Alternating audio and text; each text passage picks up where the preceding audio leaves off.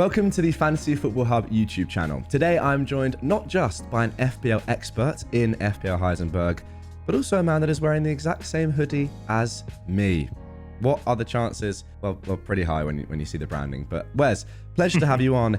How are you doing, my friend? How was the last game week? Yes, the last game week was it's those sort of game weeks I actually secretly love. They're just absolute carnage. Oh, wow. I only got 25 points. I guess the average was on FPL it says 32 points. So that would probably been enough for like a grey arrow or a slight green. So for me, 25 points isn't too bad. And yeah, I just find the carnage hilarious. You know, the doggies and the Romero's -4s and stuff like that. Seeing just horror shows all over the shop. And also on not even just the enjoyment aspect of it, it's a good week to have a bad week. So let's say in another week, you might get 60 points, but the average might be 100. That's a worse situation than this week getting what I got, which is 25 when the average is like 32. It's just, yeah, it's all about averages and I don't know for like perspective or like the context of what everyone else has done. No, I agree with that because if you think about it, you've got 25 points there, but you've lost 20% of your rank. You know, it's not the end of the world, is it really? It looks like a big rank change, but it's not really, just because a lot of our ranks are quite high at the moment. It's the same as going from 100k to 120k off the back of a 25 point week. I mean, like that's pretty crazy. Let's talk about your team, because it's what I like about this team is that it's not completely non-template, but there are some players in there which aren't in loads of different teams. For example, like Leno, Cher. You've got a 3-4-3, which is quite interesting. Now, I don't want to bring this up, but once again, second week back to back, bench spot 1 is doing the business. Yes. That was tough, but yeah, it is. This week was less annoying. I think it was more last week. It was Palmer and Bomo playing against each other, and it was a bit more of a tough decision. Yeah, and I got it wrong. 2 weeks ago, I got it right at least. But yeah, this week it wasn't really up for discussion or think about too much. I obviously love Cole Palmer as an asset. That's why I brought him into my team. I know the threat he possesses in terms of assists and penalties and stuff like that, which he got versus Spurs. But looking at the fixtures for everyone in my team, he had the hardest fixture. He is there as the cheapest 8th attacker, if you like. So yeah, it was a no-brainer benching him away at Spurs. The fact that it was a crazy game and he got the points he didn't bother me too much. I was probably more bothered by Leno, who I was actually predicting a low-scoring game for that when I was actually relatively confident, not that confident, but I had a good feeling about Leno. Well, we spoke about it, didn't we? We spoke, and I remember saying I 100% got to go for Leno there, and it was so close to what would it have been, a 10-pointer? So close. It was 91st minute or something, and it would have been the 3 bonus as well. So it's one of those where the defender / goalkeeper loses their clean sheet. It doesn't just lose them the 4 points, which is annoying anyway. It's when it loses 7, it's such a big swing. Exactly. But frustrating. But it was Man United at home. United were unlucky to have one ruled out first half, so I can't moan too much. But when it comes so late on, of course, it's just frustrating. And in a week like this, that's the different.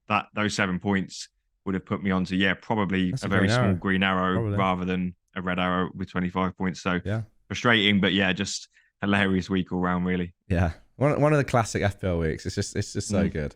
I completely agree with you. I just love the carnage. Okay, let's have a look at your team going forward, because straight away off the bat, there's an issue there in James Maddison.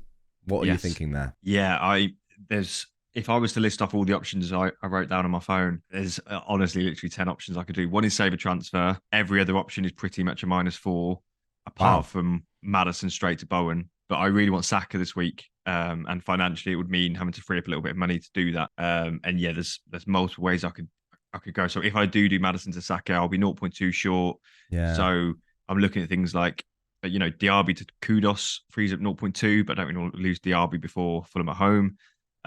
Leno just to a 3.9 goalkeeper and play Areola every week, maybe. Shah down to someone, or like a Livramento from Newcastle, or Gabriel from Arsenal. So I could get a double Arsenal in, which, it's the -4 would be not for the player not really for the second transfer, is to achieve Saka. Yeah. I think it's worth mentioning here, just on the website, it says that Maddison's price is 8.1, which it is, but for Wes, the selling price as someone that's had him for a while is lower. Yeah, I've had him for a while. My selling price is 7.9. Yeah, you're absolutely spot on there. I have 0.5 in the bank. So yeah, if I was selling him for his selling price, I'd be fine. But yeah, my personal selling price is 7.9, so I'm 0.2 short. But again, I haven't ruled out just benching Madison and playing Yeah. Palmer. I haven't ruled out benching Madison and playing Shah at Bournemouth. My defense is now looking a lot healthier than it was. I've held a Stupinian all this time, and now De Zerbi said that he's going to be on the bench in the Europa League, and then he hinted at starting him versus Sheffield United at home. And I am a little bit worried that he doesn't get over that 60-minute mark against Sheffield United, but it feels too juicy of a fixture to not, depending on how we're recording this, obviously Thursday afternoon, Brighton play in a few hours' time in the Europa League. I'll have to see how Estupiñán gets on in that one. And also the Villa boys and, Liverpool players who play tonight as well. So lots of things are up in the air. But yeah, I think it's probably best just to talk about players I'm potentially targeting. Yeah. Rather than who to take out because it's so up in the air. So if I do make moves, it will be either Saka, Bowen, or Kudus into the midfield to try and take advantage of West Ham / Arsenal's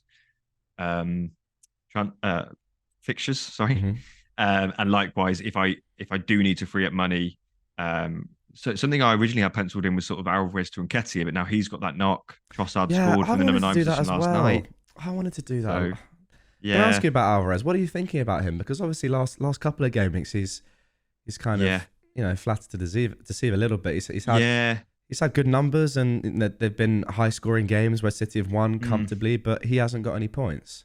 Yeah, he blanked obviously in the Bournemouth game. He played more minutes than Haaland, didn't he? I can't remember exactly how many minutes it was now. Yeah, about 70 or over 70. Yeah, decent amount. I'd happily lose him, but with this, in terms of the only replacement I really wanted, who was cheaper, like I could go to say Darwin Núñez, but that takes up more money, so that doesn't really achieve getting Saka. And Nketiah would be perfect, but now he's got this knock, and Trossard, like I said, has scored. And I was already worried about Trossard impacting Nketiah anyway. It wasn't as if in the old days of, say, last season, it felt like if Gabriel Jesus was out and Nketiah was nailed, even that didn't come to fruition because he did even lose his place at some point. Now this season, I feel like they've got so much depth, Arsenal, that I don't feel like Nketiah was fully nailed on. But in these easy fixtures, when it is sort of Burnley at home, I feel like that is I feel like Nketiah is going to get his points in the easy games only, which is good for FPL, really. But yeah, I just need to see how this knock develops. And now, again, my transfer plans are up in the air because if I do, I can't go hell for leather and bring in Saka right now because he got the knock last night in the Champions League. He might. Yeah. My instinct is that he will. It always seems like he's got, ankle foot issues that he invariably or virtually always gets over and plays. But I can't. It's stupid for me to commit to that right now when Saka's not in my team and there's the potential of he could miss out this week. Who knows? So yeah, so many things I could do, ranging from saving a transfer, ranging from maybe a straight swap Maddison to Bowen. Because again, we don't even know. Maddison might be fine.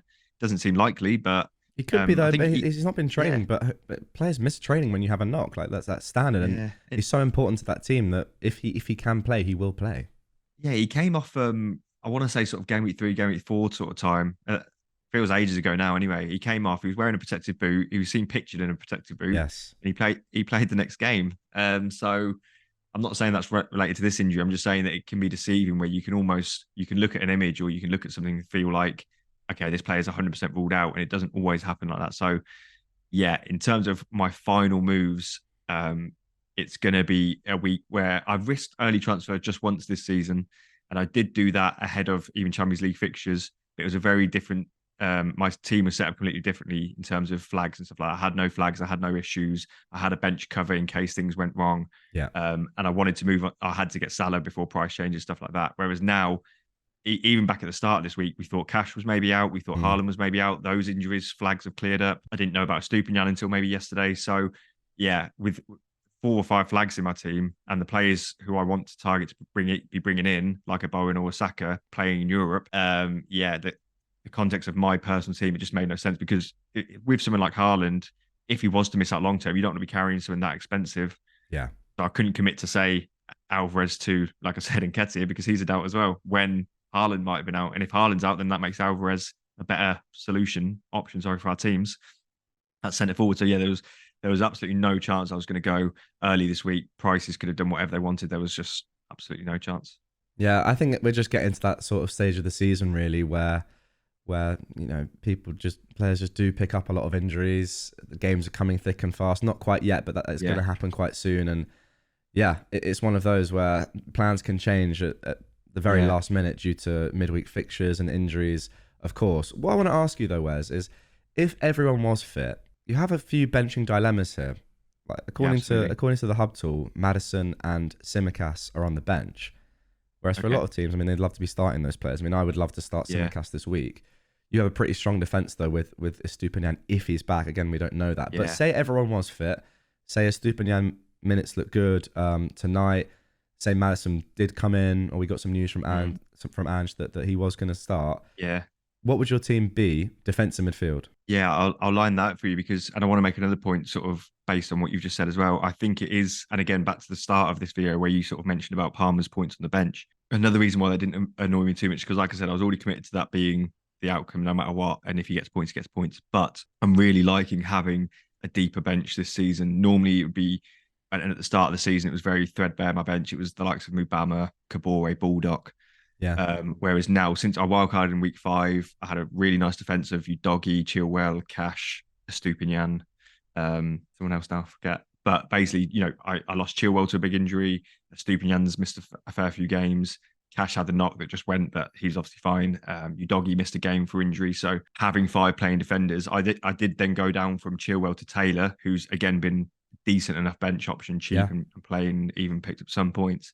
I think it just highlights that, since that 5 defenders on my wildcard, 3 or 4 of them have got injured, and 2 of them have been fairly long term with Chilwell and Stupinian. So having that bench, having that flexibility hasn't meant that I've had to waste too many transfers defensively, Yeah. or been my hand hasn't been forced. And likewise this week, even with the Maddison injury, and even if, like I said, a few flags have cleared up, but right now, just looking at my team, it's Maddison bench just because of the flag, and I'm assuming he's not in, and it's Shah on the bench away at Bournemouth, which I'm not happy to bench him really, and it's Taylor third sub. So yeah, I mean, like you said, Hub AI tool mentions benching Simicast. So yeah, Simicast versus Shah is a tricky one to be fair, Mm. and that could go either way. But yeah, I'm happy. It's frustrating having bench points, and it's hard. It's more decisions to make. But I'm happier to have that, be in that position rather than having my hand forced by just having 11 starters. Yeah, I mentioned it in another video this week, and I completely agree. If you can kind of get over I don't know, for me personally, in the past of playing FPL, when perhaps I've been more kind of emotional about it, it would always really, really pain me to see points on the bench that, were perhaps a close decision, or even if it wasn't a close decision, I think, oh, why didn't I just play that player? However, if you can get over that, I think coming into the busy Christmas period, where you're going to get bench 1 points a lot, it could be a really, really viable strategy. I mean, I presume you're going to continue with this do you plan to keep going with 8 midfield, with 8 attacking players? Yeah, again, Palmer was sort of brought in to be that cheap one who wouldn't play a lot, but for what he's producing, he's on penalties. Yeah. It's almost like a mindset of, yes, I bought it for 4.9 million, but realistically, you should probably price what, 6-ish million, Well, if given he's what on he penalties offers. I mean, I know Chelsea aren't that possibly great, but possibly yeah, more. yeah. So yeah, I mean, not necessarily. Maybe again, one of the many routes I've lined up this week would be Alvarez all the way down to Archer, bench him, Madison to Saka, and just leave that Ah, funds, leave 2.2 in the bank. That would give me, which would just give me greater flexibility for other positions, and it would take away the benching headache. So yeah, I haven't ruled out doing that, but I'm certainly glad. Let's say I did go for just say a cheap, instead of when I got Palmer, I could have got a 4.3 non-playing midfielder. Last week, I'd have still ended up on 25 points because I'd have just had, instead of on my bench having Palmer 12 points, I'd have had no points from Chukwuemeka, let's say. It still doesn't make any difference to my rank and overall points or whatever. yeah. And the week before, yes, I got it ended up backfiring against me because I started Palmer over Bomo. But then the week before that, I managed to bench again. I had such a healthy team at that point, a more expensive asset than even Palmer, I think. And I managed to bench Diaby. I played Bruno, Alvarez, and Bomo, who all scored really well, and Diaby didn't. So it swings and roundabouts with the benching stuff. And yeah, I'm certainly glad to have that little bit of flexibility. It's allowed me to carry someone like a Stupinian on my bench, and now I don't have to waste a transfer. If a Stupinian is, I'm not saying people have to rush off and buy a Stupinian, but now he's in my team, I'm definitely happy. If you look at the next 5 fixtures, to hold him.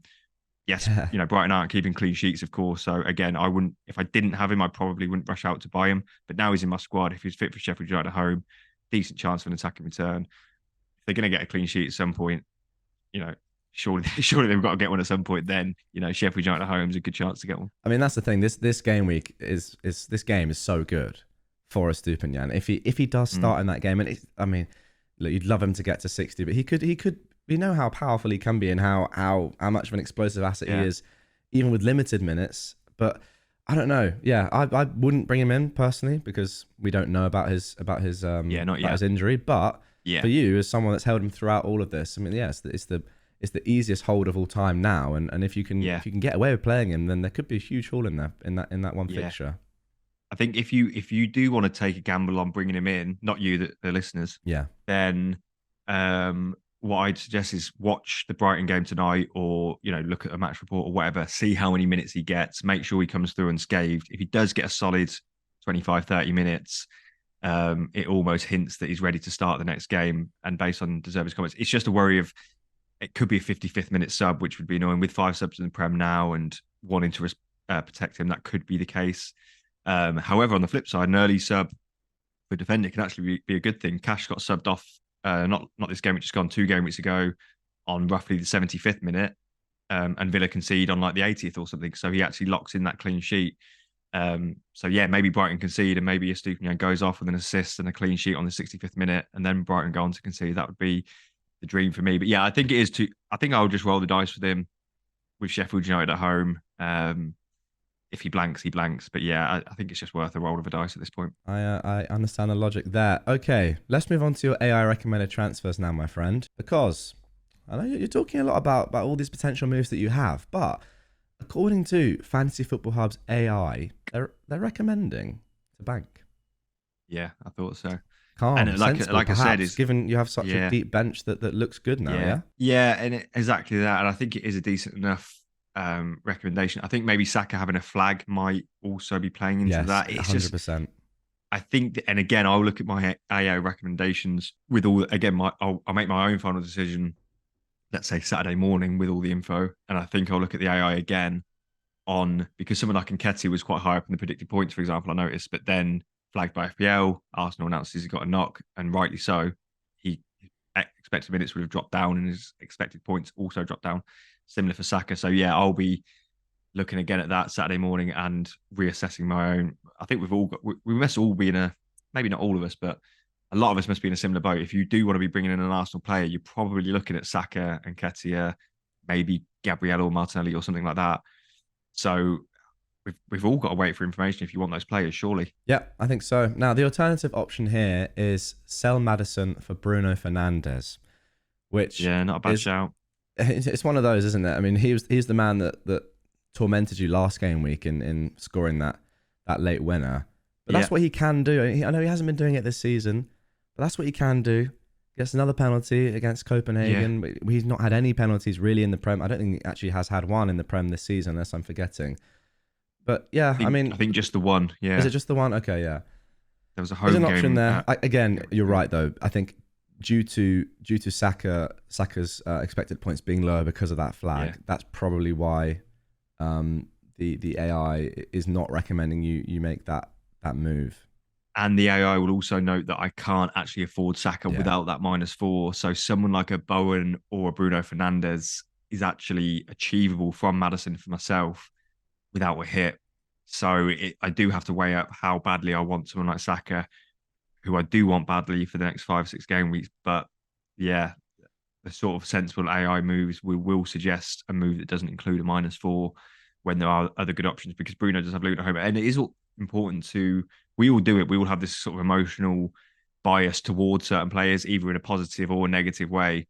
And players like Bruno at the minute is like, on Twitter and whatever, is in the mud with FPL managers, essentially, isn't he? In terms of, quote unquote trolling managers. But I think you've got to remove that. And I reluctantly removed Bruno a couple of game weeks ago. He had that City game, and then I knew he had this good run coming up with Fulham and Luton. But him and Son were the make weights to allow me to get Salah and Part. Well, to obviously facilitate Salah. But yeah, I would consider going back there. The worry with Bruno, I think he's on 4 yellows now after the 4th yellow against City.